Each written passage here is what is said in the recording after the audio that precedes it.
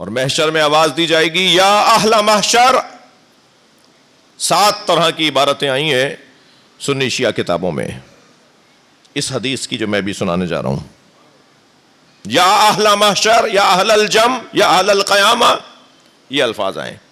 غضوا ابصارکم، غضوا ابصارکم، اپنی آنکھوں کو بند کرو. حتی تجوز فاطمہ، فاطمہ کی سواری آ رہی ہے. اپنی آنکھوں کو بند کرو. اغفضوا نہیں ہے، اغفضوا نہیں ہے، جھکاؤ نہیں ہے. اپنی آنکھوں کو جھکاؤ کا لفظ نہیں ہے، اپنی آنکھوں کو بند کرو. حکم مطلق ہے. وہاں کون کون ہوگا جس سے آنکھیں بند کروائی جا رہی ہیں؟ محشر سیدہ کی عظمت کے بروز کی جگہ ہے، عظمت سیدہ کے ظہور کی جگہ ہے. محشر عظمت سیدہ کے اظہار کی جگہ ہے. اللہ محشر میں سیدہ کی سلطنت دکھائے گا، اللہ محشر میں سیدہ کا جلال دکھائے گا. تمام ائمہ حتی نبی فرماتے ہیں تبعث فاطمہ امامی علی الادبہ، فاطمہ کی سواری میری سواری کے آگے چلے گی. پھر میری سواری ہوگی، پھر علی کی سواری ہوگی، پھر حسنین کی، پھر ائمہ اہل بیت کی، انبیاء کرام کی، اولیاء الہی، اوصیاء انبیاء کی، اور کاروان ہدایت کی سالاری سیدہ کرے گی.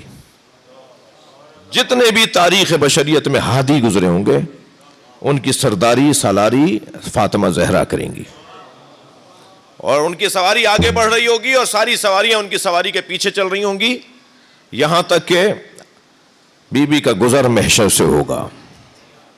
اس دن سیدہ کا جلال اہل محشر دیکھیں گے. فاطمہ تو بضعۃ منی، فاطمہ میرا ٹکڑا ہے. من ارضاہا ارضانی، جس نے اسے راضی کیا اس نے مجھے راضی کیا. من اغضبہا فقد اغضبانی، جس نے اسے ناراض کیا اس نے مجھے ناراض کیا. آواز آئے گی گردنیں جھکاؤ، آنکھیں بند کرو، فاطمہ آ رہی ہیں. اور جب بی بی کی سواری عرش کے سامنے سے گزرے گی تو بی بی اپنی سواری کی لگام پکڑے ہوئے مہاری سے کہیں گی کہ میری سواری روک دو. بی بی کی سواری رکے گی تو ساری سواریاں رک جائیں گی. تو آواز قدرت آئے گی فاطمہ کیوں رکی ہو؟ فرمائیں گی بِأَيِّ ذَنبٍ قُتِلَتْ، میرے بچوں کو کس جرم میں مارا گیا، مجھے آج انصاف چاہیے. آواز قدرت آئے گی فاطمہ مانگو کیا مانگنا چاہتی ہو، سیدہ مانگو کیا مانگنا چاہتی ہو. بی بی فرمائیں گی یا اللہ مجھے میرے محسن کا حساب چاہیے.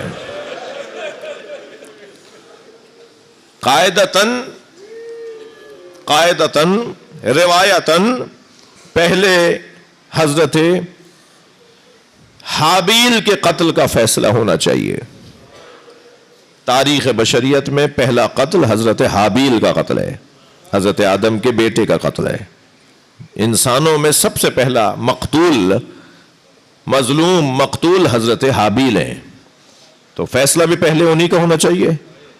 ترتیب کے ساتھ فیصلے ہونا، پہلے کون مارا گیا، پھر اس کا مقدمہ سنا جائے، پھر کس کا. لیکن سب سے پہلا مقدمہ جناب محسن کا سنا جائے گا،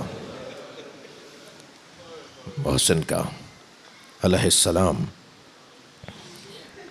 مجھے تلاش تھی کہ برادران اہل سنت کی کتابوں میں ہمیں ملے یہ بات کہ حضرت محسن کی شہادت کیسے ہوئی. تو الحمدللہ وہ کتاب پورا ایک مجموعہ تیار کیا کہ لکھا ہے اہل سنت کی کتابوں میں کہ بی بی کے ایک بیٹے کا نام حسن، ایک کا حسین، اور ایک بچہ جو دنیا میں آتے کے ساتھ ہی مارا گیا، مقتول. ایک بچہ جو دنیا میں آتے کے ساتھ ہی مارا گیا، اس بچے کا نام ہے محسن. غربت ہے مدینے کے شہر میں. اپنے ہی وطن میں کوئی غریب ہوتا ہے؟ اپنے وطن میں تو انسان بڑے ہی روب کے ساتھ جیتا ہے نا. جی اپنے گھر جا کے تو کچھ اور ہی چال ہو جاتی ہے، اپنے علاقے میں جا کے تو کچھ اور ہی انداز ہو جاتا ہے. میں اپنے وطن میں آیا ہوں، میں اپنے گاؤں میں آیا ہوں، میں اپنے قبیلے میں آیا ہوں، لیکن کیا گھرانہ ہے یہ، مدینے میں بھی اپنے بچے کا جنازہ دفنا نہیں سکتے. لہذا مولا علی نے جناب محسن کا جنازہ گھر کے حجرے میں دفنایا. فرمایا فضا ایک ننھی سی قبر بناؤ، اور ایک باپ نے اور ایک ماں نے وہ شیر خوار بچہ، وہ دنیا میں آتے ہوئے بچہ جس کے لیے لکھا ہے کہ جنین تھا، ایک حوالہ یہ کہ جنین تھا، شکم مادر میں تھا، اس کو مولا علی نے اپنے گھر کے حجرے میں دفنا دیا. سلام ہو حسین پر، اپنے بچے کو کربلا میں دفنا رہے ہیں. کوئی نہیں ہے کہ جو تشیع جنازہ میں شرکت کرے. اجرکم اللہ.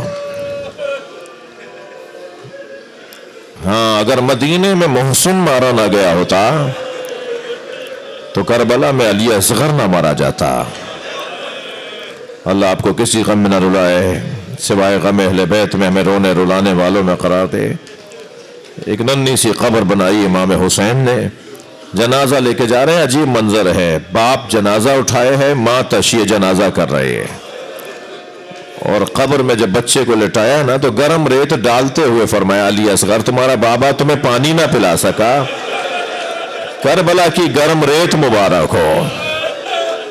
عجیب داستان ہے میرے سنی بھائیوں، آپ مجلس میں آئے ہوئے ہیں، میں آپ سے سوال کر رہا ہوں. عجیب داستان ہے اس گھرانے کی. اس گھر کے ساتھ ہوا کیا ہے، ان ہستیوں کے ساتھ ہوا کیا ہے. کبھی غور فرمایا اہل بیت کے کسی بھی اہل بیت کے فرد کی طبعی رحلت نہیں ہوئی. کوئی اپنی عمر پوری کر کے گیا ہو، کوئی ضعیف و عمری میں گیا ہو، کسی کو بخار ہو گیا ہو، کسی کو تپ ہو گیا ہو جس کی بنیاد پر وہ دنیا سے گیا ہو. اہل بیت کے ہر فرد کو یہ زہر دے کے مارا، اہل بیت کے ہر فرد کو یہ تلوار سے مارا. کوئی ایسا نہیں ہے کہ جو طبعی انداز سے دنیا سے گیا ہو. اچھا پھر مارا بھی گیا زہر سے یا تلوار سے، اور پھر جنازوں کے ساتھ بھی وہ کیا گیا جو کسی مہذب معاشرے میں کسی عام انسان کے ساتھ بھی نہیں کیا جاتا. کسی بھی مہذب معاشرے میں کسی بھی عام انسان کے ساتھ ایسا نہیں کیا جاتا جیسا اس گھرانے کے جنازوں کے ساتھ ہوا ہے. یہ کوئی ایسی بات نہیں ہے جو تاریخوں میں اور کتابوں میں نہیں لکھی ہوئی. عجیب داستان ہے اس گھرانے کی. بلکہ کہوں حسنین دونوں بھائیوں کی عجیب قسمت ہے. ایک کے جنازے پر تیر ہے، ایک کا جنازہ تیروں پر ہے. امام حسن کے جنازے پر اتنے تیر مارے گئے کہ جب جنازہ واپس گھر میں آیا ہے نا تو جناب زینب اور بی بی ام کلثوم نے بھائی کے جنازے سے تیر نکالے، اور جب تیر نکال رہی تھی تو اچانک کیا دیکھا کہ حضرت عباس دیوار کی طرف منہ کر کے رو رہے ہیں.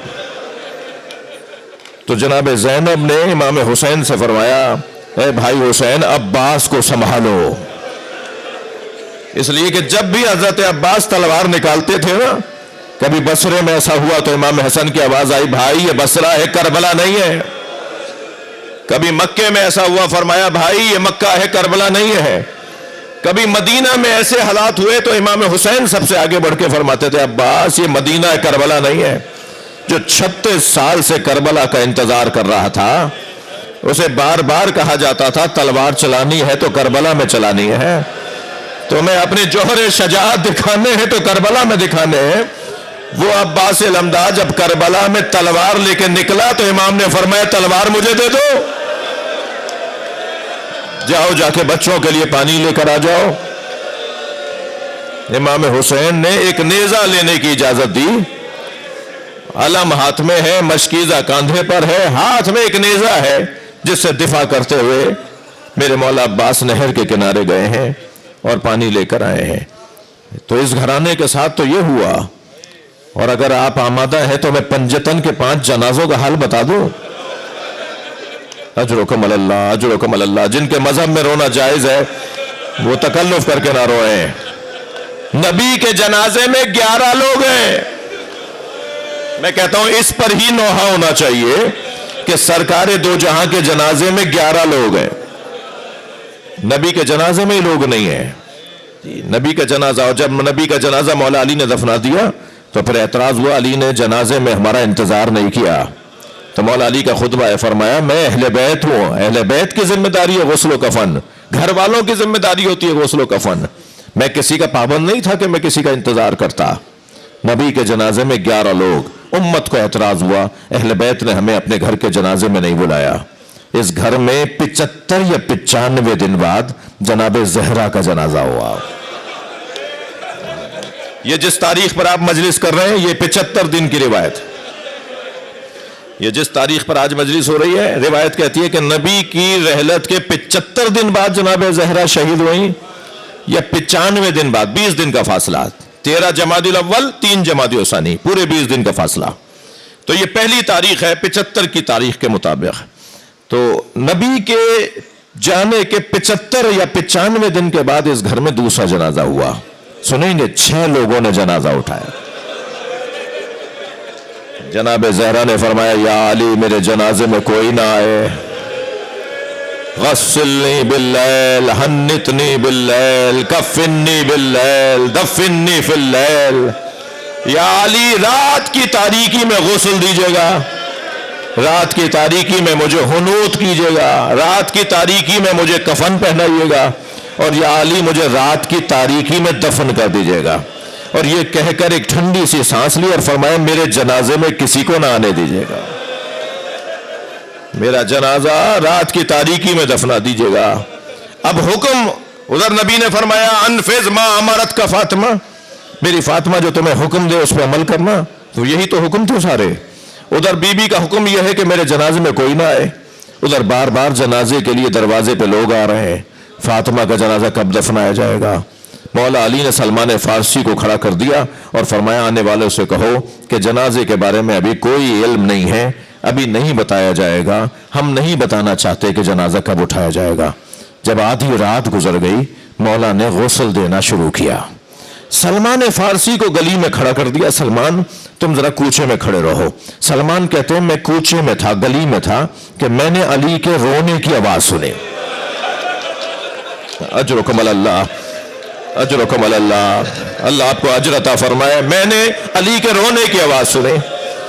تو کہتے ہیں کہ میں مضطرب ہوا کہ آخر علی ایسے کیسے روئے. وہ علی بن ابی طالب جن کا دل اتنا مضبوط ہے وہ کیسے ایسے رونے کے رو رہے ہیں اور آواز باہر آ رہی ہے. تو جب تدفین ہو گئی دوسرے دن مولا علی سے لپٹ کر سلمان روئے اور سلمان سے لپٹ کر علی روئے. تو اس وقت فرمایا یا علی آپ جب غسل دے رہے تھے تو آپ کے رونے کی آواز باہر آ رہی تھی. فرمایا جب میں فاطمہ کو غسل دے رہا تھا فاطمہ کی 2 پسلیاں ٹوٹی ہوئی تھی، فاطمہ کے بازو پر ورم تھا. اجرکم اللہ، اجرکم اللہ. اپنی آوازوں کو آزاد کریں گے، میں 2-3 منزلیں اور لوں گا. اللہ آپ کو اس کا اجر عطا فرمائے. رات کی تاریکی میں جناب زہرا کو غسل دیا، کفن پہنایا، حنوت کیا، کفن پہنایا. اور جب جنازہ تیار ہو گیا حجرے میں ہی غسل دے رہے ہیں، اپنے بیوی کے حجرے میں ہی غسل دے رہے ہیں. جب غسل دے کر جنازہ تیار کر دیا، کفن پہنا کے تیار کر دیا، پھر فرمایا اسماء، ام سلمہ، اے فضہ جاؤ اب ان بچوں کو اندر لے آؤ جو باہر کھڑے دیوار سے ٹیک لگائے، جو ایک دوسرے سے لپٹ کے رو رہے.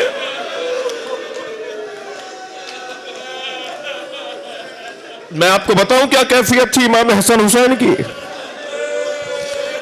جب غسل دینے کے لیے حجرے میں مولا علی گئے نا تو حسنین سے کہا بیٹا، زینب سے کہا، ام کلثوم سے کہا بیٹا تمہاری ماں کی وصیت ہے کہ کوئی جنازے میں نہ آئے، اگر تم رو گے تو لوگوں کو علم ہو جائے گا کہ جنازہ اٹھ رہا ہے اور لوگ پھر دروازے پر آ جائیں گے، ہم وصیت پہ عمل کیسے کریں گے. تو میں نے آیت اللہ فاطمیہ سے، اللہ کے ولی عالم دین تھے، ابھی کوئی 2 سال پہلے ان کا انتقال ہوا، میں نے آیت اللہ فاطمیہ سے یہ جملے سنے. وہ فرمانے لگے کہ حسنین آستینوں کو دانتوں میں دبا کے رو رہے تھے.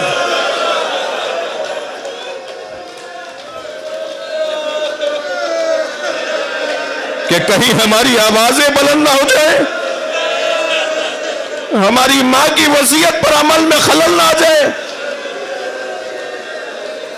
جب جنازہ تیار ہو گیا تو فرمایا اے اسما، اے فضا، ان بچوں کو حجرے میں لے آؤ۔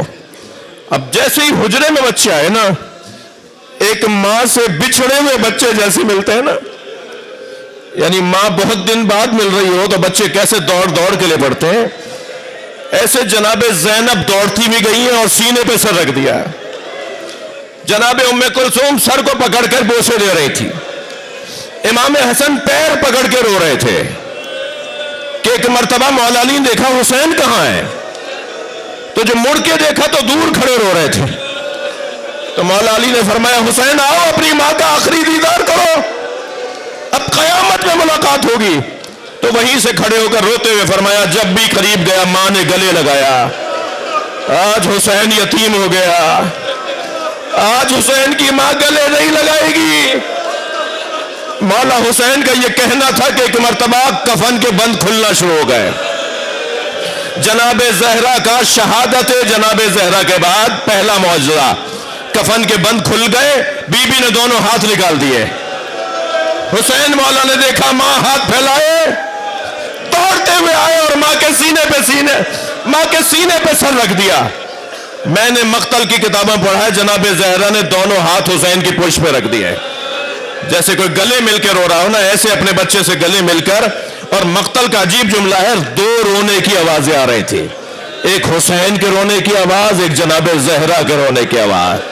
میں جناب زہرا کو سلام کر کے کہوں، بی بی کی بارگاہ میں جھک کر آنکھیں بند کر کے کہوں، بی بی آج حسین نے آپ سے کہا کہ میری ماں گلے سے لگانے کو تیار نہیں ہے، آپ نے حسین کی خاطر معجزہ دکھا دیا، کل حسین کربلا میں گھوڑے سے گرایا جائے،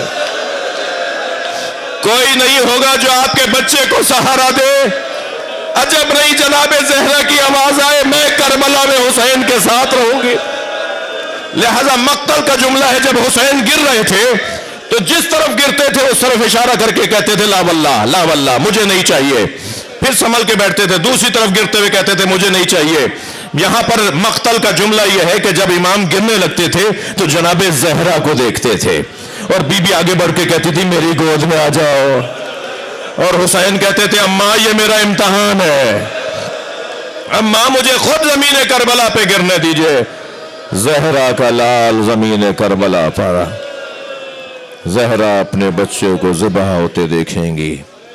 اللہ لعنت اللہ علی الظالمین، یا اللہ ان آوازوں پر رحمت نازل فرما، رونے والوں کی توفیقات میں اضافہ فرما، ہماری عاقبت بخیر فرما، بانیان کے رزق میں عزت میں اضافہ فرما، جن مرحومین کے نام ابتدا میں لیے ان کی مغفرت فرما، امام زمانہ کے ظہور میں تعجیل فرما، یا حسین یا حسین۔